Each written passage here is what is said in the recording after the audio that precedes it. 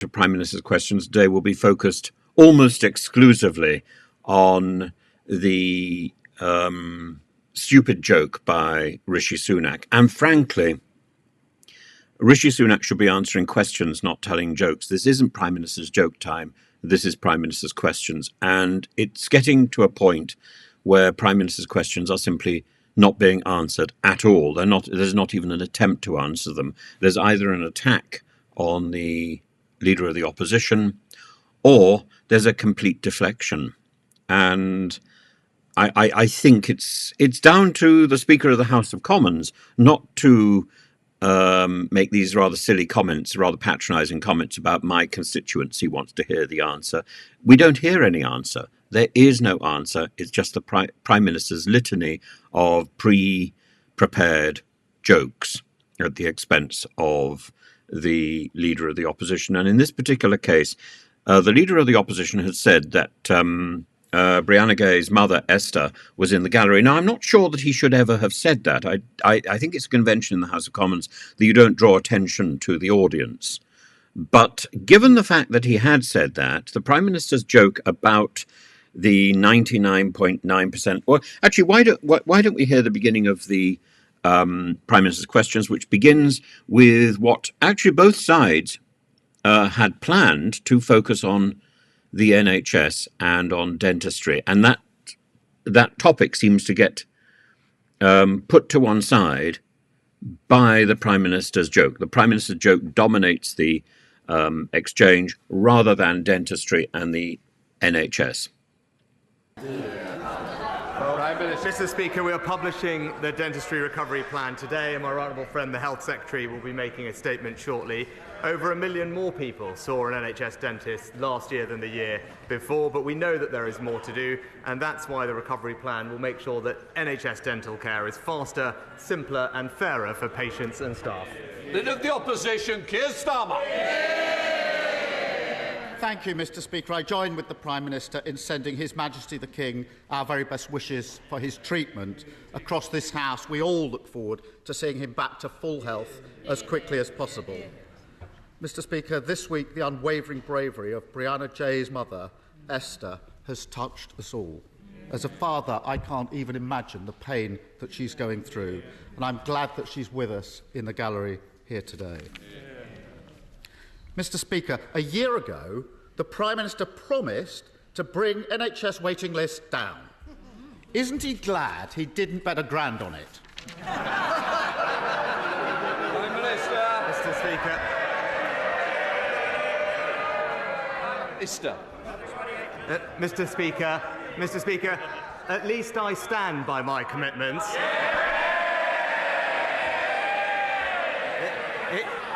He's so indecisive, the only bet he'd make is an each-way bet.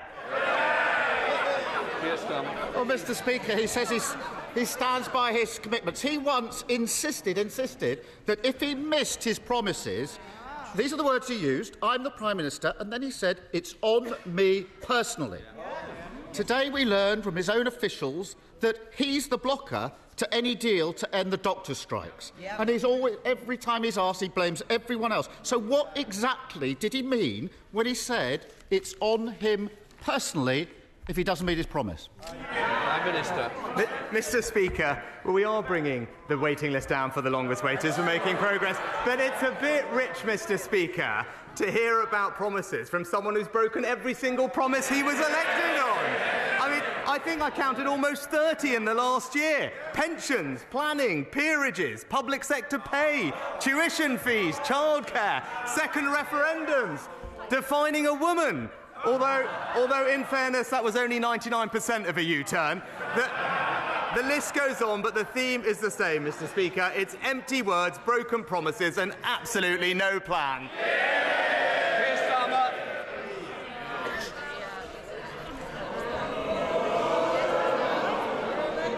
Of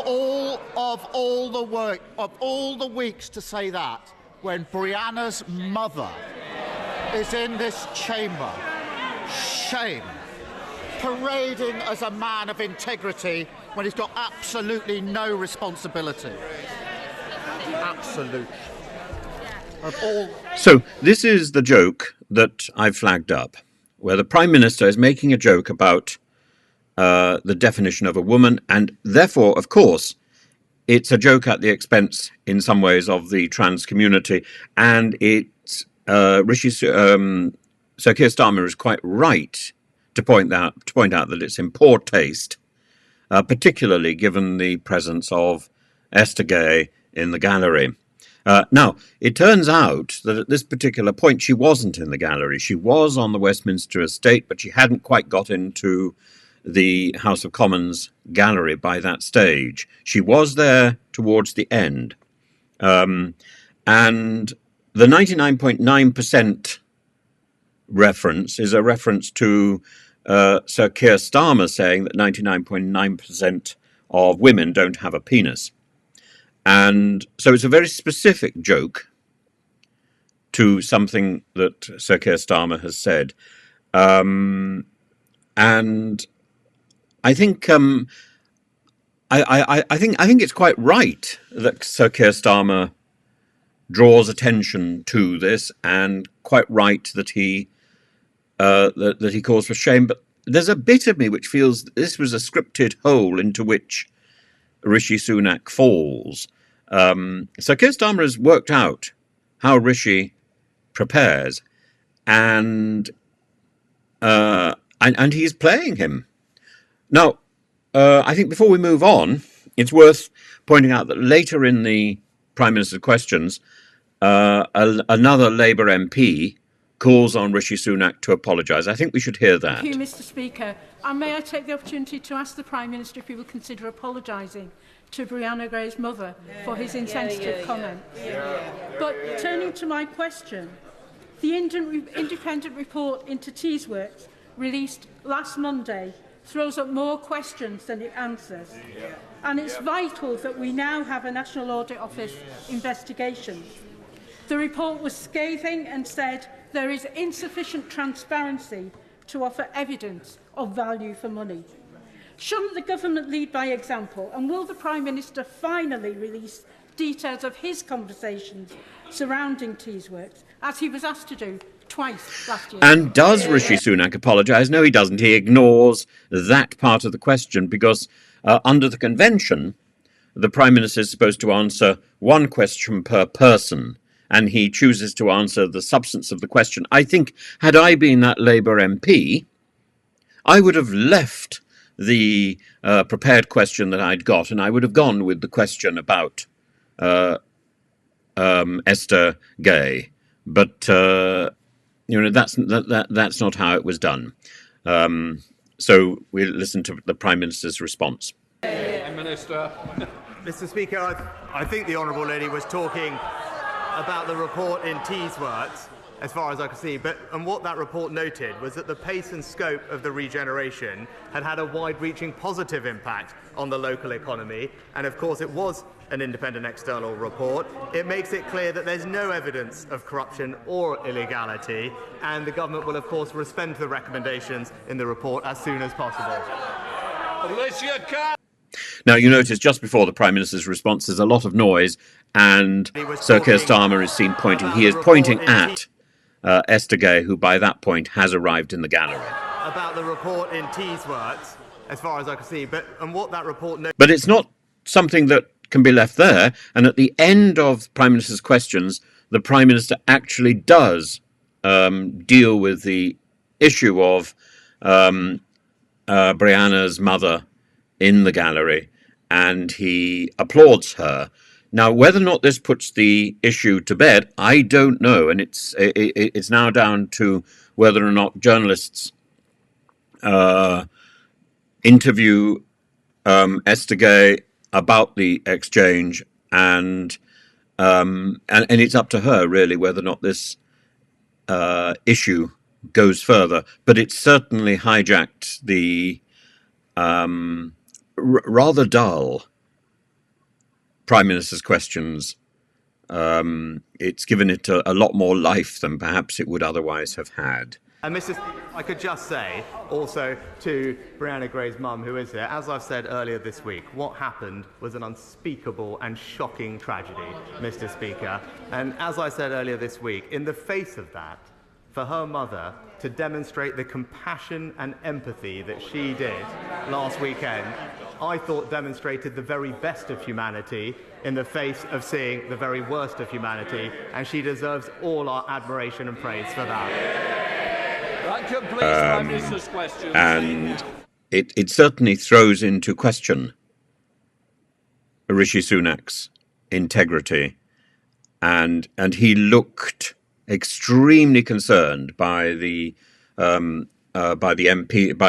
MP's demand that he apologised, and his voice is wobbling, and I think his apology at the end, or at least his reference at the end, is genuine and is heartfelt, and tells us something, gives us a glimpse into the real emotion and the real honesty of the Prime Minister, because I don't think the image that he's trying to project is Rishi Sunak. I think this is the tough image that he wants to be seen to inhabit, but that's not him. And like Liz Truss, like Theresa May, he's being a twit in trying to be something that he is not. Theresa May and Liz Truss tried to be Mrs. Thatcher. Rishi Sunak, is he trying to be Mrs. Thatcher as well? This is simply absurdity. A strong Prime Minister is a bigger version of who they really are. That's what Mrs. Thatcher, incidentally, was. That's what Churchill, incidentally, was. That's what Harold Wilson, incidentally, was. Trying to be somebody else, trying to bluff it and to pretend that you're bigger than you are, is absurd. And the vulnerability and the honesty and the integrity of being yourself carries through to the audience. Pretending to be somebody else also carries through to the audience, and you look like a liar. Let's go on with the rest of Prime Minister's questions. Either side. I think the member's getting carried away. Can I just say that our constituents want to hear the questions, and they certainly want to hear the answers. They don't want to hear organised barracking. So please, I want no more. Keir Starmer. I think the role of the Prime Minister is to ensure that every single citizen in this country feels safe and respected. It's a shame the Prime Minister doesn't share that. I welcome the fact that he's finally admitted that he's failed on waiting lists in the NHS. I also welcome that he's finally acknowledged the crisis in NHS dentistry. He's calling it a recovery plan after 14 years of Tory government. What exactly does he think the NHS dentistry is recovering from? Prime Minister. As ever, Mr. Speaker, he seems to convene. Certainly not having enough of the front bench either. Please, I want to hear it. The election fever, I'm hoping, is not coming tomorrow, so let's not behave as though it is. Prime Minister. Well, Mr. Speaker, as ever, he conveniently forgets the impact of a pandemic on NHS dentistry, and it was specifically because of the close proximity nature of dental provision that it was unable to operate as normal throughout the pandemic. That was the recommendation of the medical and clinical experts, Mr. Speaker, which is why inevitably there is a backlog in dental care and the impact that it has. But that's why, as my honourable friend, the Health Secretary, will outline later today for the House, we're putting more funding in to provide more NHS provision across the country, on top of plans that will see the number of dental training places increased by 40%, Mr. Speaker. But I would actually just point out, our plans mean that there will be 2.5 million more NHS appointments, which is in fact 3 times more than the Labour Party are proposing. Mr. Speaker, there are some areas in the country where you literally can't have an NHS dentist, and he says that's down to COVID. People are literally pulling out their own teeth. Sorry. Can I just say, I don't need any more off this front bench either. Do we understand each other? Carry on, Keir Starmer. Speaker, people are literally pulling their teeth out using pliers. It's an experience that can be compared with extracting an answer from the Prime Minister at this dispatch box. The truth is, after 14 years of neglect, this recovery plan is just a desperate attempt to try to recover back to square one. If he wanted to move forward, he should follow Labour. Scrap the non-dom tax status, use the money to fund 2 million more hospital appointments every year. But, Mr Speaker, the Prime Minister is oddly reluctant to follow us on this. What exactly is so special about this tax avoidance scheme that the Prime Minister prioritises it above the NHS? Well, Mr Speaker, let's look at that record. We've, in the NHS, record funding, record doctors and nurses, record number of appointments, higher cancer survival rates. But what's happening under Labour's watch in Wales, Mr Speaker? Let's have a look. A fifth of people in Wales are currently on a waiting list. Waits of 18 months or more are 10 times higher than that in England, and people are waiting twice as long for an operation. Their failure has sent the Welsh NHS back to square one, and will never let them do that here. Here's Starmer. Mr Speaker, when he admitted that he'd failed on waiting lists, I actually thought that we might be entering a new era of integrity, professionalism and accountability. Remember that one? But just like all the other relaunches, it's proved to be a false dawn, still blaming everyone else, still removed from reality. It's very simple. You can either back more NHS appointments or more tax avoidance. We know what side we're on. Why doesn't he? Mr Speaker, the best way to ensure that we continue to fund the NHS, as we have, is not to make £28 billion of unfunded spending commitments. But just this morning, independent Treasury officials have published a formal costing of just one part of their eco-promise, their insulation scheme, and it turns out that it will cost double what they had previously claimed. Not the £6 billion that Labour accounted for, but £13 billion every single year. It's now crystal clear they have absolutely no plan, but we all know how they're going to fund that gap. More taxes on hard-working people. Here's Starmer. Mr Speaker, this is Mr 25 tax rises. He's literally the country's expert on putting taxes up, and he thinks he can lecture everyone else on the economy. Last week, he and his MPs were laughing at someone whose mortgage had gone up £1,000 a month. This week, he's casually made a £1,000 bet in the middle of an interview. Last week, he thought even raising questions about the cost of living was, and I quote, resorting to the politics of envy. And this week, he's finally found the cause that he wants to rally around, the non-dom status. When he finds himself backing tax avoidance over NHS appointments, does he start to understand why his own MPs are saying he simply does not get what Britain needs? Prime Minister. Mr Speaker, I'm not going to take any lectures about getting Britain from a man who thought it was right to defend terrorists, Mr Speaker.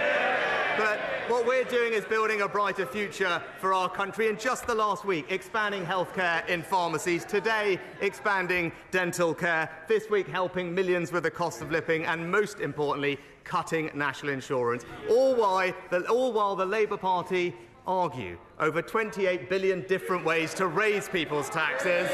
That's the difference between us. We're delivering a plan. They can't even agree on one. My constituents and I send our best wishes to the King and royal family. Mr Speaker, despite the popular narrative, our economy is doing well, with an unemployment rate with an unemployment rate well below the EU average, strong inward investment and record employment. Taxes are higher than Conservatives would like, but does my right honourable friend agree that a key reason for this is that we rightly spent £400 billion on COVID support, including one of the most generous furlough schemes, in order to ensure that no one got left behind, and that it is our intention and instinct to lower taxes, unlike the parties opposite. Mr. Speaker, my honourable friend is right to highlight our record of providing support to the country when it needed it, whether it's the NHS, vaccines or furlough during COVID, or most recently help with people's energy bills. We're only able to afford that because of the strong management of our economy, which is why we must stick with the plan, not risk going back to square one with the Labour Party, who, as we know, have absolutely no plan and will cost everyone in this country with their £28 billion worth of tax rises. Leader of the SNP, Stephen Flynn. Thank you, Mr. Speaker. Can I begin by expressing my heartfelt sympathies to Brianna's mother, who is in the public gallery as we speak, and also to send my best wishes to King Charles in what will hopefully be a quick and full recovery.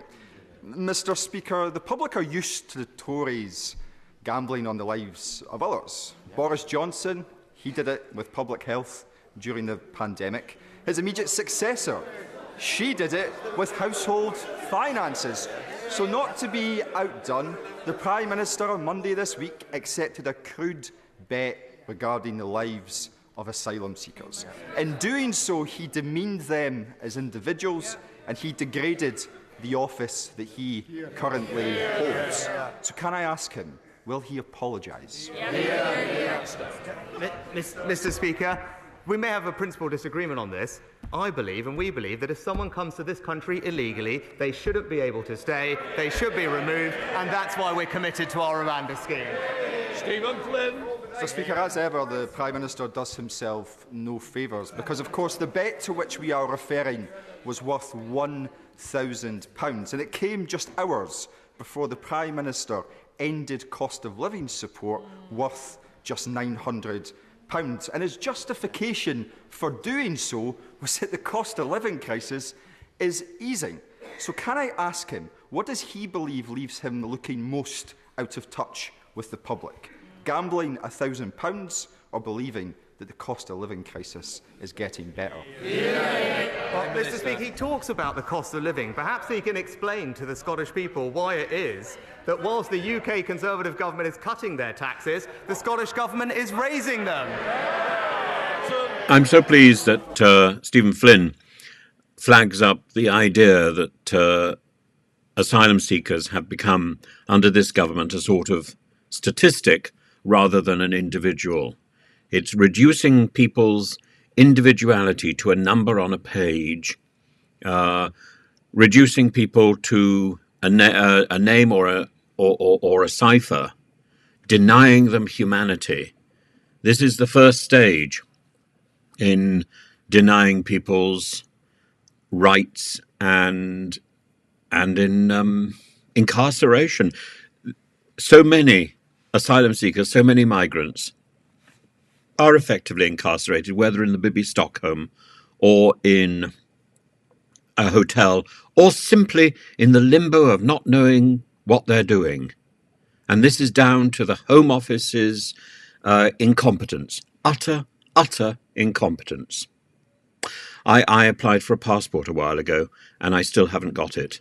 And I've called up a few times, and I've been told that, you can't change this, you can't change that, it's in the process, you have to wait for them to contact you, and when you do, then you can get in touch with them, and they will give you an address to write to. They haven't.